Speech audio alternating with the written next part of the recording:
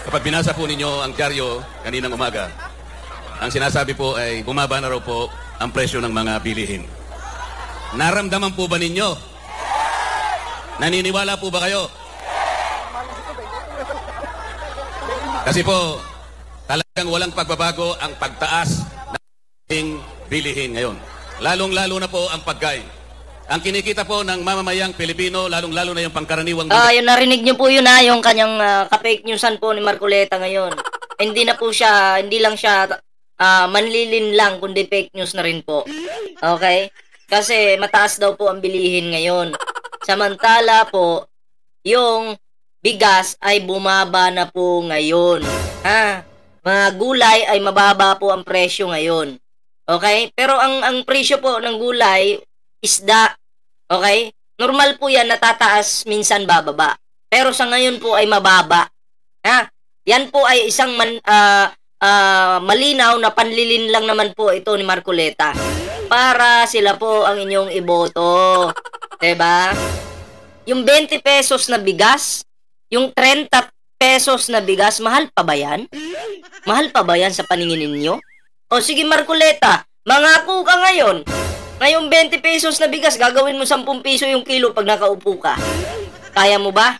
Ay nako, wag po kayo magpapaniwala dito kay Marcoleta kasi atat na po itong makapasok dyan sa Senado. Alam mo naman yung mga politiko na mga manlilin lang, sinungaling. Puro pangako yan, pero napapako. Yan po yung ating bibigyan ng reaksyon ngayon mga pre. Siyempre, ang ginagawa po ng administrasyon ngayon para dumami po ang trabaho dito sa Pilipinas. Isa din po yan sa pag-uusapan natin ngayon mga pre.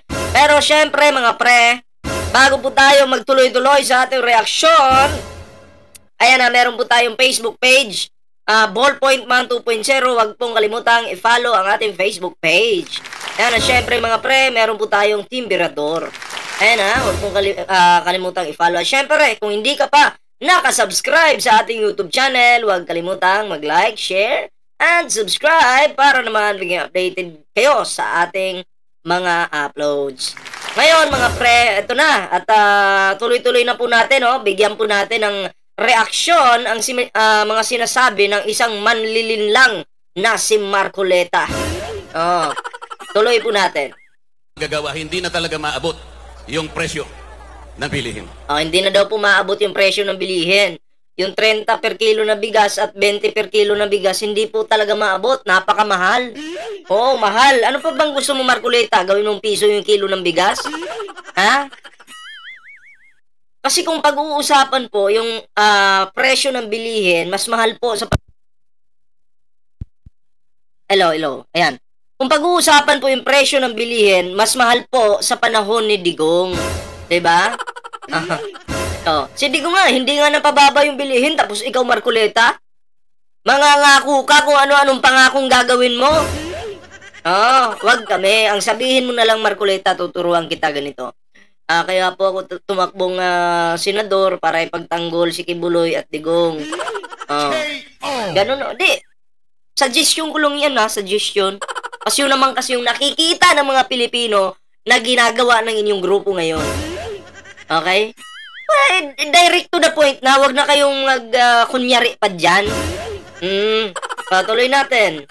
Kaya ngayon po, ang sinasabi ng mga surveys, 27% po ng ating mga mamamayan ang nakararamdam na po ng gutom. Totoo po yan. Napakataas na ayan po. Sabi ng survey. Sabi po ng survey, 27% na mga mamamayang Pilipino nakakaramdam ng gutom. Klaro po yun, narinig nyo yun, Take note. Si Marcoleta, ang sabi niya, uulitin ko, 27% nasa survey yan. Okay? Bumagsak or maraming nagugutom. So, ibig sabihin, naniniwala po siya sa survey. Mamaya, darating tayo doon sa kanyang pautot na naman. Ang magiging kalaban mo dito, Marcoleta, sarili mo Diba? Dito ko masasabing bobo ka nga talaga. Eto. Porsyento po yan. Halos 38 million na Pilipino ang apektado na nakakaramdam po ng gutom. Mabigat po yan. Wala ni isang mang padre de pamilya ang papayag na makita ang kanyang pamilya na gustong kumain, ngunit wala siyang makain. Ngunit, ang ating pamahalaan ay parang hindi niya. Ngunit wala siyang makain. Ba't buhay pa yung mga yun, tapos sasabihin mo walang makain? Pasensya na, naging piluso po lang ako, pero totoo naman, di ba? Pinapansin ang problema ito. Ang katotohanan po, wala silang. Tapos wala daw makain. Sinusolusyonan na nga ng gobyerno na mapamura, mapabagsak yung presyo ng bigas. Gutom pa rin? Hanggang ngayon, gutom pa rin? Ay baka katamaran na yan. Diba? Baka tatamad-tamad na yung mga Pilipinong sinasabi mo, Marcoleta. Mababa na nga yung presyo ng bigas ngayon eh. May 30, may 35, o may 20 na. Ano pa bang gusto nyong presyo? Oh. Ginagawa, para sa ganun ay ma-resolve natin ang problema ito. Ang ginagawa po nila, ay binibigyan po kayo ng ayuda.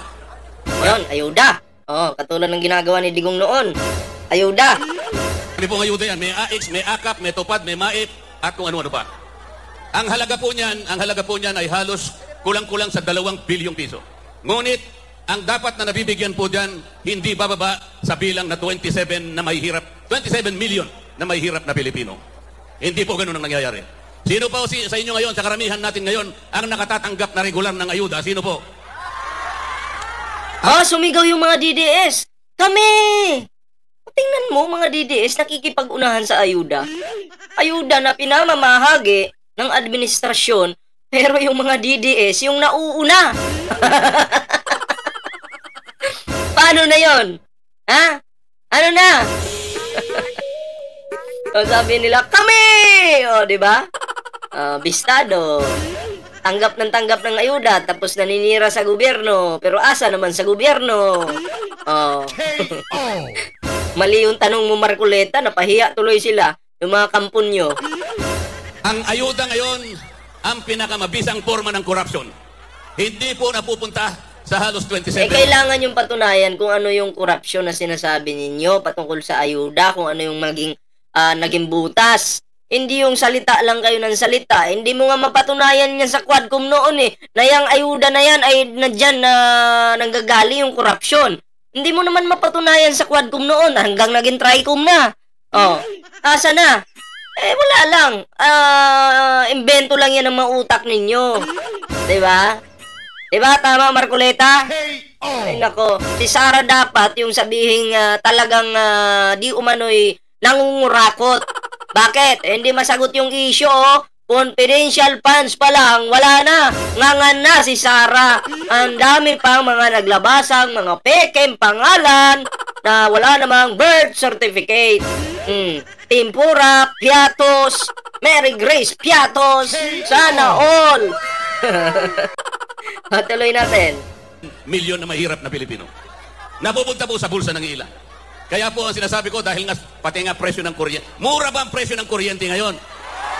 Ang sinasabi ko po sa mga kasama ko ngayon.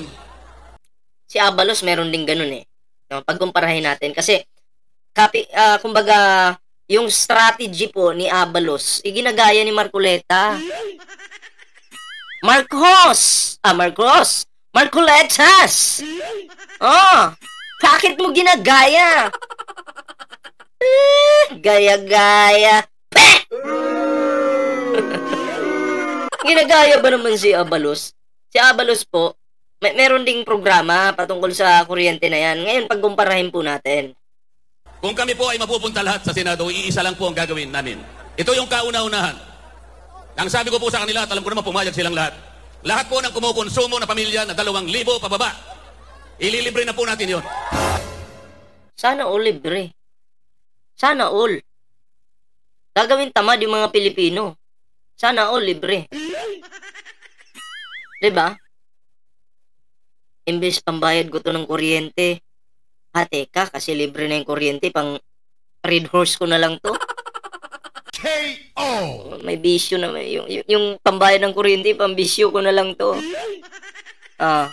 Bili ko na lang ng sigarilyo kasi libre naman yung kuryente. Total, hindi naman lumalagpas ng 2,000. Pero si Abalos, iba po.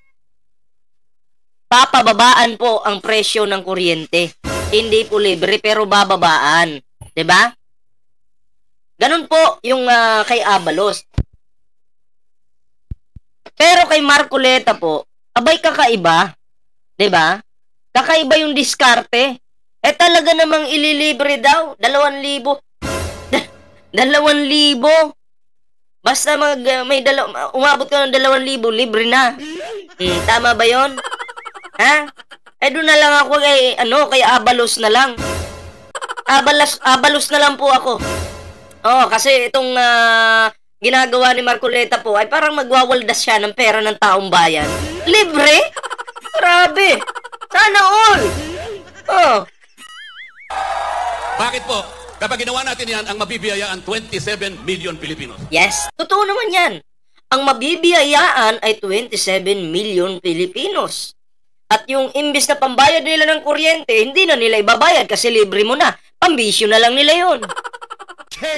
Hindi ko po sinasabi na lahat naman ng 27 million na yan ay may mga bisyo, hindi po. Pero imposible po na sa loob or sa 27 million na mga Pilipino na yan, imposibleng walang nagbibisyon yan. Baka yung imbis pambayad nila ng kuryente, gagamitin nila ang pambisyo. Ay di parang ikaw na yung nanlibre para magkabisyo sila, ganon. Ginagawa mong tamad yung mga Pilipino Gagawin mong tamad. Pero alam ko imposibleng mangyari yan, yung mga pinagsasabi mo. Kaya nga lang, nangangako ka ngayon para talagang makapasok ka sa Senado. Diba? Yun yung diskarte mo. Ang bihira naman. Walang korupsyon sapagkat dire-diretsong pupunta sa inyo. Walang makakapagpasikat, walang magpapapogi. Akala mo sa kanila galing yung perang pinamimigay sa inyo. Hindi po totoo. Yun po ang gagawin natin. Madali po yun Sa batas kasi ngayon, ang inililibre lang ay yung gumagasta ng 200 pesos. Isang araw lang na kuryente yun, tapos na. Paano yung ibang araw? Hindi 200 pesos, dapat 2,000 pesos para mabiyayaan ang 27 million na mahirap na Pilipino. Ganon dapat ang iniisip natin. Hindi kung ano-anong ayuda. Mabiyayaan ng bisyo, ganon. Sa kanila nagagaling yun. Sa kanila napupunta yun. Ngayon po ay gusto ko kayong pasalamatan. Sa kahuli-huli ang pagkakataon na nagkatipo ng PDP laban. Hanggang ngayon, nandito pa po kayo. Kasi ang pinamimigay naman ng administrasyon, nakakain. Diba? Yung ibang walang pambili, nagkakaroon ng pambili. Yung ibang walang-wala, nagkakaroon. Diba? Kasi minsan, sa mga Pilipino po, meron po talaga kahit anong kayod nila sa pamilya nila. Pero dahil marami sila sa loob ng bahay, kinukulang pa po yun. Pero pasalamat po tayo, yung administrasyon nandyan. Tumutulong, nagbibigay ng bigas, nagbibigay ng mga ayuda. Diba? Para makasurvive po ang pamilyang nagbugutom. Nagigits mo yun, Marcoleta? Nagigits mo yun? Pero yung plano mo, Marcoleta, mukhang sablay yan Matinding pera ng taong bayan yung talagang wawaldasin mo niyan. Diba? Yun lang. Yan lang yung plano mo. Dapat kasi yung plano mo, Marcoleta, pang ano na yan, pang tuloy-tuloy na. Kahit hindi ka na senador, at least yung plataforma nagtutuloy-tuloy. Paano yan pag halimbawa, example lang naging senador ka. And then, itinuloy mo yan. Natuloy. Example lang, kahit alam ko malabo. Then, bumaba ka na ng pagkasenador mo. Mawawala na yan Diba? Mawawala na yan. Yung mga planong ganyan. Kasi nga, yung diskarte mo ngayon, Marcoleta, sablay. Hindi mo iniisip yung talagang magtutuloy-tuloy na makakabuti sa mga Pilipino. Diba? Okay, kaya balos tayo kasi bakit? I-reduce niya yung mahal yung kuryente ngayon. Bababaan. Dapat ganun. Hindi yung libre. Ang bihira naman. Hindi nyo kami iniwanan. Ito makinig kayo. Yung scammer, mangangako yan ng mga ngako. Mag-invest ka na sa akin. Example lang to Invest ka na sa akin. 1 million. Ang porsyento mo dito, 40% o 30%. Pero alam nating walang ganun.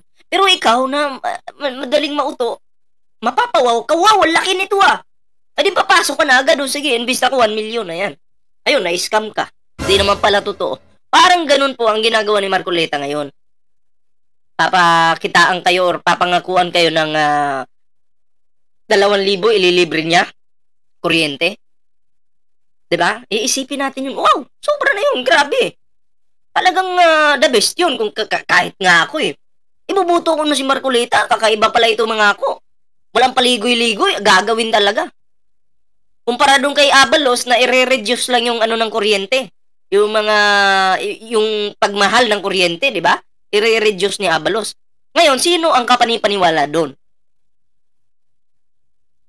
Mas maniniwala po ako kay Abalos kasi posible po mangyari yung kanyang plano kumpara dito kay Marcoleta na ililibre ka 2,000 kuryente. Diba? Para siyang para siya yung parang magkakatugma sila or doon sa scammer na magbibigay sa'yo ng 30%. Diba? Sa 1 million mo o 40%. So, kung iisipin po natin mga pre, malabo po itong pangako ni Marcoleta. Malabo pa po. Okay? Malabo pa sa mga pinagsasabi ni Sara at Digong. Oh. Ang mga pag sinabing PDP laban, mahilig pong mangako yan pero hindi naman natutupad. Yan po yung tandaan nyo. Tuloy. Hindi kayo bumitaw. Ito po ang kailangan natin, ipagsigawan natin sa kanilang lahat. Hindi na kayo dapat... In fairness yung inyong mga rally, Marcoleta, nilalangaw. Magpabudol. Bakit? Yung konting ayuda ba na ibibigay sa inyo, masisilaw na kayo? Bakit? Yung 2,000 ba? Na bill ng kuryente? Monthly? Masisilaw na kayo? Ang tanong, matutupad ba? Anong pinanghahawakan nyo na matutupad yan? Sino bang amo nila? Sino bang sinusuportahan nila? Di ba si Digong? O si Digong mahilig mangako, di ba? 3 to 6 months, wala na daw droga. Nag-extend pa. Pero hanggang natapos, hindi natupad yung pangako. Tapos may 7 pesos pa na bigas. Natupad ba? Tapos ngayon, gumagaya kayo, mangangako kayo. Pag sinabing PDP laban, katim nyo na yan si Digong. So, paano kayo papaniwalaan yan? Yung amo nyo mismo, wala ding kwenta. Ba ang katapat na serbisyong hinahanap ng Pilipino? Yun ba yung sagot para ibangon ang kahirapan ng isang pamilyang Pilipino? Hindi po sagot yan. Salamat po. Huwag kayong pabibili, huwag kayong palilin lang. Natatakot na po si kinakabahan. Huwag kayong palilin lang, pero yung nagsasalita, manlilin lang naman. Ang bihira. Na po silang lahat ngayon. Nagtatago na lang sila sa survey. 2 lang daw po ang Eto, survey. Pag-usapan natin yung survey, ha? mananalo o maring 3 sa PDP laban. Hindi po totoo yan. Nagtatago sila roon, kinakabahan sila. Pinipilit nilang ibaba kami lahat sa survey. Naniniwala ba kayo sa survey? Huwag kayong pabubudol. Ang ating bansa, ang isipin ninyo, ang kinabukasan ng ating bansa, ang katarungan, wala na pong rule of law, wala na due process. Tingnan po ninyo yung ginawa nila. Tatanggalin nila ang Vice President. Walang kasalanan ng Vice President. Hindi na nila pababalikin ng Pangulong Duterte kung sila lang ang masusunod. Papayag ba kayong lahat? Walang papayag yan. Salamat po sa inyong lahat. Sa inyong... Eto sa survey anong sabi niya dito? Ang kahirapan ng isang pamilyang Pilipino, hindi po sagot yan. Salamat po. Huwag kayong pabibili, huwag kayong palilin lang. Natatakot na po siya, kinakabahan na po silang lahat ngayon. Nagtatago na lang sila sa survey. 2 lang daw po ang mananalo o maring 3 sa PDP laban. Hindi po totoo yan. Nagtatago sila roon, kinakabahan sila. Pinipilit nilang ibaba kami lahat sa survey. Naniniwala ba kayo sa survey? Huwag kayong pabubudol. Huwag daw po kayong pabubudol sa survey. Pag usaping survey, huwag daw po kayong pabubudol. Ngayon, papapasukin natin si Marcoleta. Okay? Marcoleta, pasok? Kaya ngayon po, ang sinasabi ng mga surveys, 27% po ng ating mga mamamayan ang nakararamdam na po ng gutom. Akala ko ba hindi ka naniniwala ng survey? Tapos ngayon, sinasabi ng survey, 27%? 27% gutom? 27% ng mga Pilipino gutom ayon sa survey at pinapaniwalaan mo yun dyan. Okay? Tapos dun sa isang mong video, huwag kayong pabubudol. Huwag maniniwala sa survey. At nagtanong ka pa, naniniwala po ba kayo sa survey? Sabi ng mga kampon mo, hindi. Tapos sabi mo, huwag po kayong pabubudol. Wala ko ba hindi ka naniniwala? Ang kalaban mo dito, Marcoleta, sarili mo. Totoo po yan. Napakataas na porsyento po yan. Totoo po yan. Kinumpirma mo mismo. Kinumpirma mo yung survey na totoo. Tapos dito sa kabila, dito sa video ito, ayan, Natatakot na po sila, kinakabahan na po silang lahat Dito? ngayon. Nagtatago na lang sila sa survey. Dalawa lang daw po ang mananalo o maring tatlo sa PDP laban. Hindi po totoo yan. Nagtatago sila ron, kinakabahan sila. Pinipilit nilang ibaba kami lahat sa survey. Naniniwala ba kayo sa survey? Huwag kayong pabubudol. ayan ha, Marcoleta versus Marcoleta. Kalaban niya dito yung sarili niya. Alam mo, Marcoleta, lutang ka rin ano. Kalain mo, nagsalita ka dyan, na unang-una, paniwalaan yung 27% dun sa survey, and then, sa susunod na next topic mo, ang sabi mo, wag namang maniwala sa survey, wag pabubudol. Anyway, wala ka naman sinabing wag maniwala. Pero ang tanong mo sa mga Pilipino, naniniwala po ba kayo sa survey? Ang sabi ng mga Pilipinong mga DDS, hindi. At ang sabi mo naman, wag po kayong pabubudol. Ano na yun, Marcoleta? Halatang halata na lutang ka rin. At binobola mo lang yung mga nandyan sa inyong rally. Nambubula lang kayo dyan eh. Klarong-klaro naman. Diba? Halatang halata naman. Anyway, mga pre, ayan at least napatunayan po natin ngayon na ang naging kalaban po ni Marcoleta dito ay ang kanyang sarili. Okay? Ngayon, mga pre, bigyan naman po natin ng reaksyon itong video na ito. Panoorin po natin. The Marcos Jr. administration seeks a stronger partnership with the private sector to meet its goal of creating 3 million jobs by 2028. Zed Hernandez reports. 3 million jobs, dami nun. Yan ang bagong Pilipinas. Many participants are fresh graduates, while others are Ba't nandun si Kibuloy? Si Kibuloy ba yun? Ito. Si Kibuloy ba to? Hindi. Sorry. while others are simply looking for better jobs. Marami po talaga. Yun, tama. Pagdating sa sweldo, maraming trabaho sa Pilipinas. Pagdating sa sweldo, doon nagkakaproblema, mababa. Okay? Kasi sa ibang bansa po, pag magaling kang magtrabaho doon, dadagdagan yung sahod mo.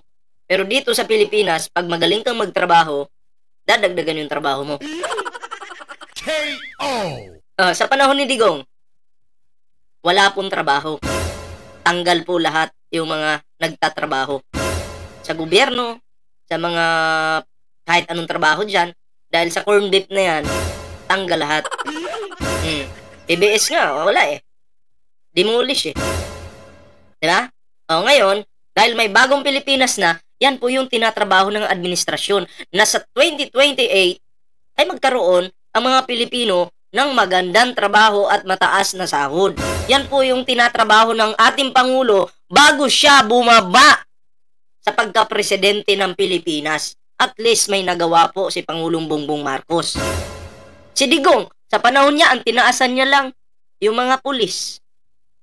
Yung mga teacher, tinaasan ba? Wala.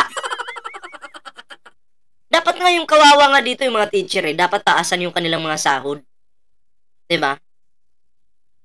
Kasi sila po yung talagang kailangang tutukan ng ating gobyerno kasi unang-una, maliit po yung sahod nila. Diba? Lumalaki po yung pamilya nila. Palaki ng palaki yung pamilya. Kaya yung ibang teacher nagkakautang-utang eh. Dahil nga sa sahod nila, ganun lang. Yun po yung tinututukan ngayon ng ating administrasyon. Maraming trabaho, pero maganda yung sahod. Nakapagbigay din ng trabaho sa Pilipinas. Yun, yung Pugo na yan. May mga Pilipino din na nagtatrabaho sa Pugo, di ba? Nasa Pogo po ako, mataas po talaga sila magbigay, ma'am. Kasi yan o. Pag illegal kasi ang trabaho, mataas talaga yung sahod. Yung Pugo, illegal yan eh. Diba? Panay po yan lumalabas ng ibang bansa para makipag-usap sa mga mag-i-invest dito sa ating bansa, no? Si Sara Duterte, iba po siya mag-travel sa ibang bansa. Kung magta-travel man po yan, hindi po trabaho. Hindi po para sa mga Pilipino. No? Para po sa kanilang pamilya lang. Pero si PBBM, kung mag-travel man po yan ng ibang bansa, talagang yan, naghahanap siya ng mga investor para pasukin po ang ating bansa at para dumami po yung trabaho. Hindi lang dumami yung trabaho at maganda rin yung sahod, 'di ba? Po natin hindi naman po pwede na pag-upo ng Pangulo ni PBBM, agad-agad may magaganda ng trabaho, may magaganda ng sahod yung mga Pilipino. Hindi po. Kulang pa ngayon 6 years eh. Kulang pa, pero at least ginagawa po ng ating mahal na Pangulo yung lahat para makuha yung goal na yun. 'Di ba? Kayo ba, magsasaing kayo ng bigas? Pag lagay nyo sa apoy ng bigas, luto na agad? Hindi. 'Di ba? Partnership with the private sector facilitation programs like the Job Street Career Con. More from President Ferdinand Marcos Jr. says So ayun, no? May malawak po ang plano ng administrasyon para sa ating bansa, para sa mga Pilipino, no? Na kasi yung iba ngayon may nakagraduate na naman pero yung iba walang matrabaho, no? Or minsan gustuhin man magtrabaho ng mga tao na yon, mababa po talaga yung sahod. Kaya yung iba mapapansin natin ng ibang bansa na lang, 'di ba? Pero at least ang pangulo natin ay nagtatrabaho, no, para dito sa problema ng ating bansa patungkol sa mababang sahod, kulang na trabaho, or yun, no? Inaasikaso po yun ng ating mahal na Pangulo. Kaya sa 2028, abangan po natin na talagang uunlad unti-unti yung ating bansa. Kaya ngayon nga, tinataasan na nga ng Pangulo yung sahod eh. 'Di ba? Yan na po yung simula eh. Simula. Unti-unting tinataasan ng Pangulo yung sahod ng mga manggagawang Pilipino. 'Di ba? So ayun, isa po yun sa proseso, tandaan po natin yan. So ayun na po yung ating video ngayon mga pre. Pero syempre, no, bago po tayo magtapos sa ating video ngayon, meron po tayong Facebook page, Ballpoint Man 2.0. Huwag pong kalimutang i-follow ang ating Facebook page. Ayan Ballpoint Man 2.0. At syempre, sa hindi pa nakasubscribe sa ating YouTube channel, huwag kalimutang mag-like, share, and subscribe para naman maging updated kayo sa lahat ng mga uploads natin. So ayan lang po muna yung ating video mga pre. Kita-kits po tayo sa susunod na video.